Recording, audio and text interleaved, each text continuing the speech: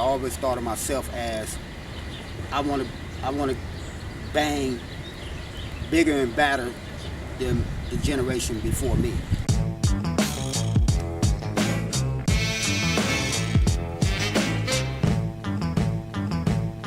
Grew up right to the south of us, southeast, 43rd Street. We moved on 43rd in 1972. It was my mom's, my auntie, they got the house together. So it was like 10 of us, a total of 12 of us in the house. So my mother had 5 kids and my auntie had 5 kids. Everybody on the block went to either Wadsworth or, that was it. Because there wasn't no more elementary school unless you if you lived to the east of there, you went to 49th Street School. And my older brother, he started banging. I think he started banging maybe about 78, 79, somewhere around there. Then shortly after that, I started seeing the homies, they used to crease up they Levi's or khakis, Stacey Adams and stuff like that, and wear the golf hats, and I liked it that, they had a style about their stuff. So from there, it became intrigued to me. And did you share that with your brother? No, I didn't share that with him because he didn't want me in it. Most big brothers don't want you in it. They want to protect you from all that. So basically, we had our own little gang. The little homies. We had our own little set. It was still Four Tray, but they did their thing and we did ours. At that time, everybody lived on 43rd. Well, I wouldn't say everybody, but we had a lot of homies that lived on 43rd, and all we did was play football in the middle of the streets, and then gang bang after that. And what were you guys called at the time? Was it Four Tray Crip, Four Tray Gangster? Like, it always been the gangster behind it, ever since I can remember. Did Third World come after 78, or was that part already? No, Third World came, I want to say like 84, 85, because I was in jail. I went to jail at 14. And about 84, 85, so I wasn't a part of that. I was doing some time. And around that time, about 84, 85, they started making money. Like my big homeboy, Bert Train, he was always a hustler. And he wasn't afraid to go outside the hood. He had a spot in Gear Gang Hood, Smiley Drive. In 84, 85, he was making a lot of money over there. They was moving. So you was hearing about this when you was locked up? Yeah, they were sending me money. So when you hit the block in 78, 79, there really wasn't anyone with a lot of money like that. There weren't too many ballers at that time. Nah. It wasn't even about money, right? Nah, it wasn't even about money. It was about coming up to the park, hanging out at the park, and just talking about things, So who were some of the Four Trays that you looked up to when you was just coming to the park at them years? My OG homeboy, Mel Dog, rest in peace, Bert Train, which is my oldest niece, daddy, Insane, my brother, Big Ant. Yeah, folks like those. Boop Nation, rest in peace, folks like that. That's who I looked up to. So what did your brother say when he eventually found out you was in Four Tray? He really didn't say too much, It was what it was, He really didn't say too much. I just remember one time I tried to smoke, and he gave me a whole pack of cigarettes and like, hey, you want to smoke this? Here's a whole pack of cigarettes.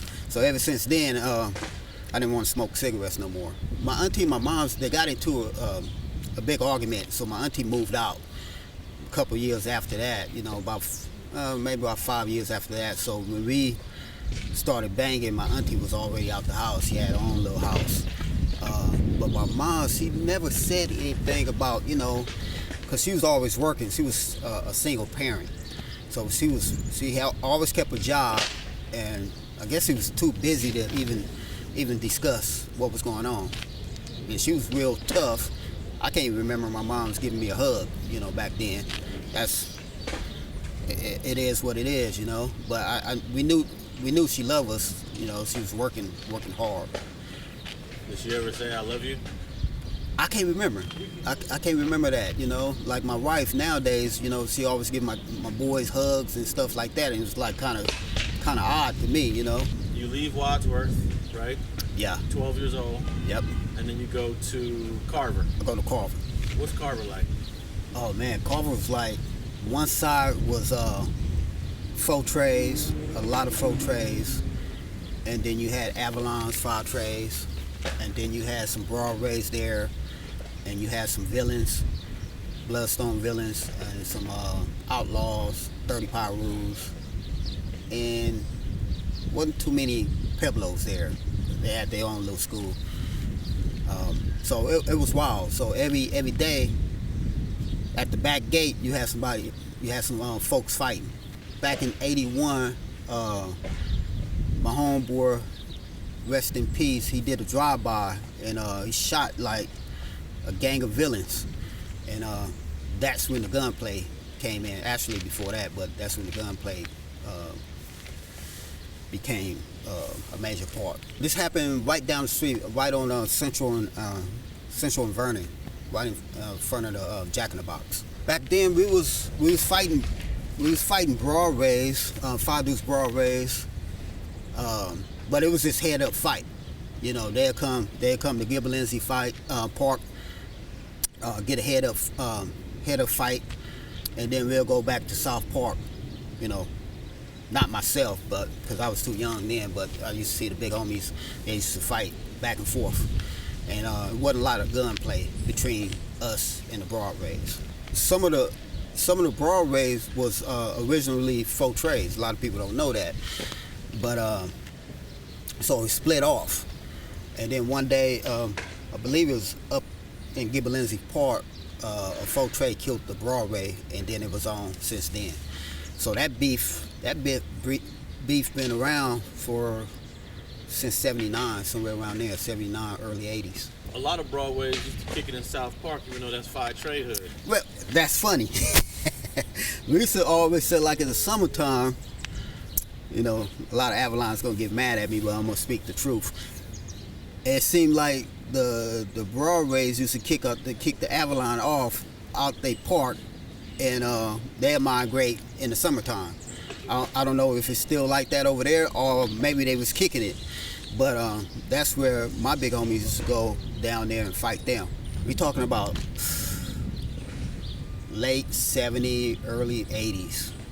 I think they used to like share the park a little bit, because if you look at it, you know, you got Avalon, then you got San Pedro, and then you got Main, then Broadway. So those blocks is not that far apart, you know. And then you got, you know, 52nd and 53rd is, the blocks is, you know, close together. So I think they was kind of like sharing it, but you know, in the summertime, like I say, in the summertime, it seemed like the Broadway took it over.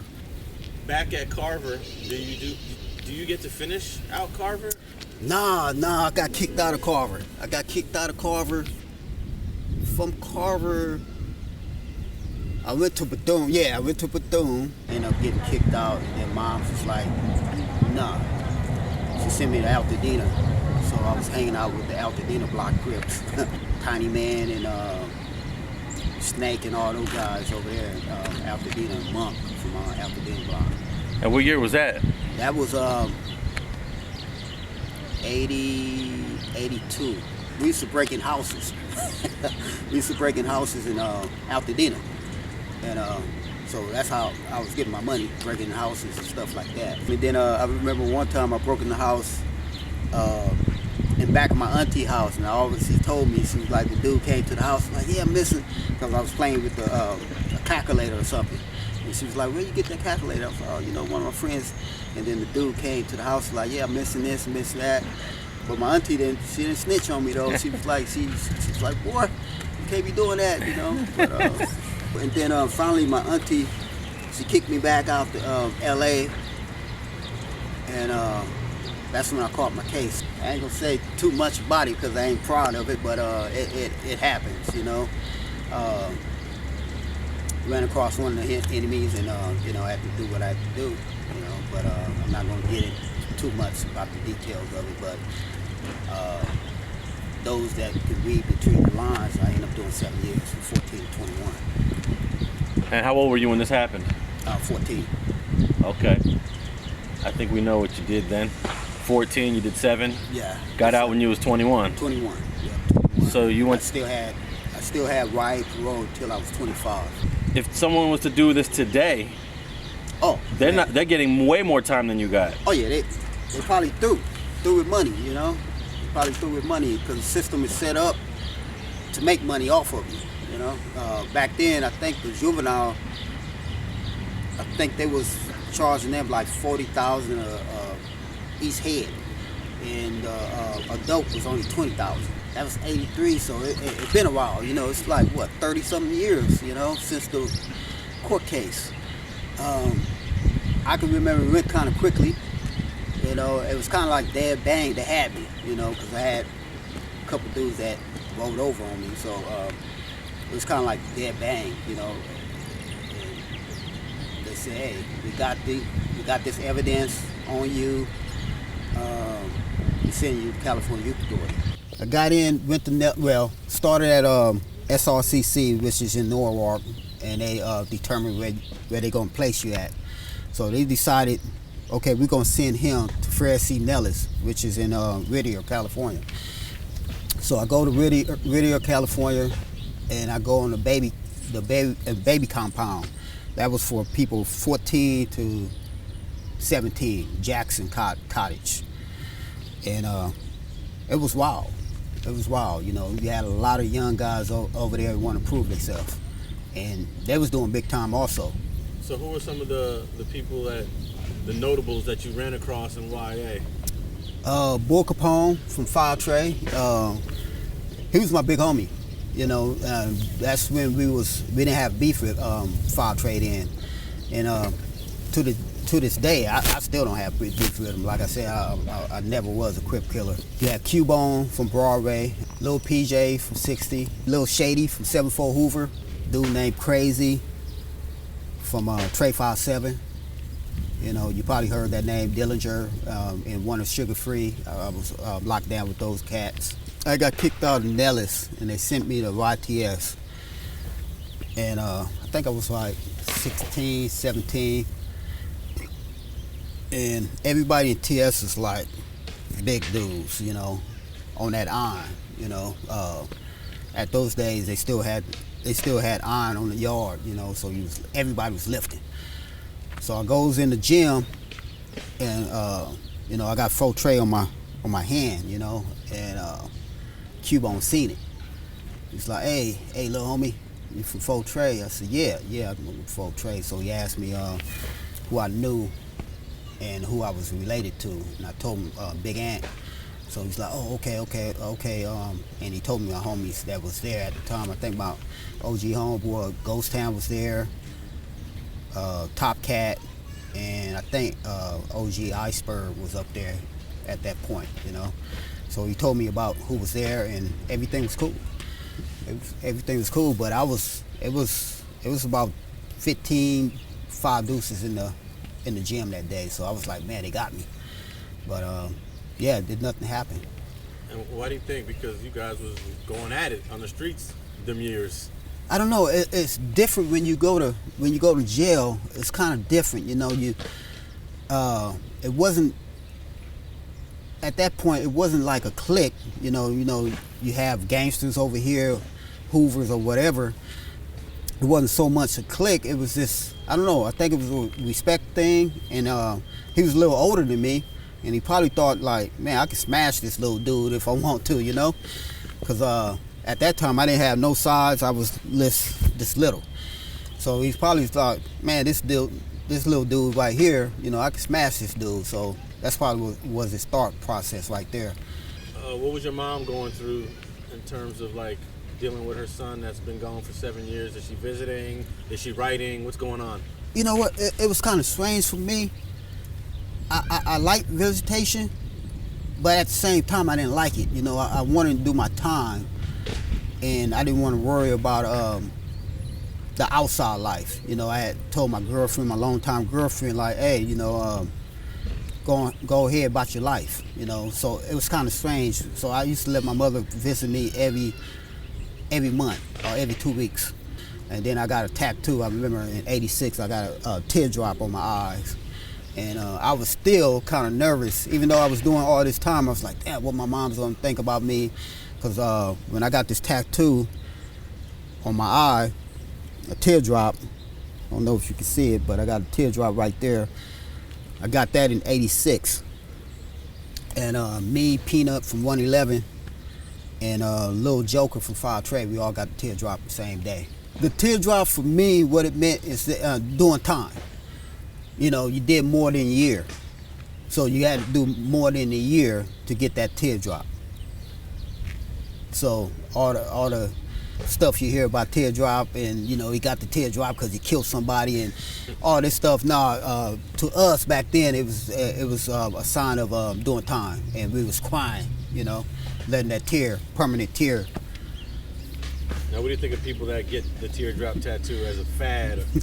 Hey, hey, that's what it is nowadays, you know, to each his own, you know, but you better be prepared when, I guess when the police stop you and stuff like that, you got that teardrop on your eye, you better be prepared to know what it means. Thanks for watching StreetTV.net. If you're not subscribed, please hit that button below and click the bell to receive alerts and notifications. Feel free to comment below so you can give us your feedback, and be sure to watch the 2 related episodes to the right. If you want to support this platform or follow us on social media, visit the links in the description, and thanks for watching StreetTV.net.